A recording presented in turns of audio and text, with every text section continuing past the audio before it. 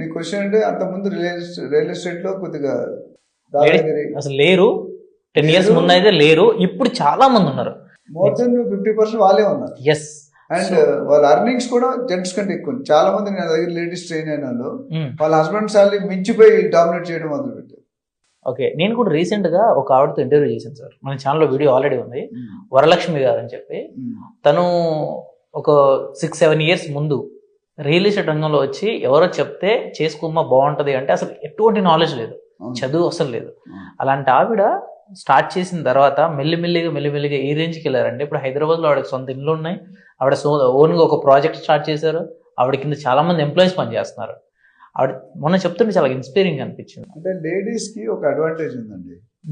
ఓకేటి, ఓపిక, కోరిక, తీరిక. ఓకే, మనకి తక్కువ ఉంటుంది జనరల్గా. మనకి సిగరెట్ తాగాలని, అంటే నేను తాగగానే చెప్తున్నా, మందు కొట్టాలని, టీకి వెళ్ళాలని, కాఫీకి వెళ్ళాలని, ఫ్రెండ్స్తో కాసు. లేడీస్ ఒక్కసారి సీట్లో కూర్చుంటే 10 గంటలకి లంచ్ టైం వరకు లేగరు.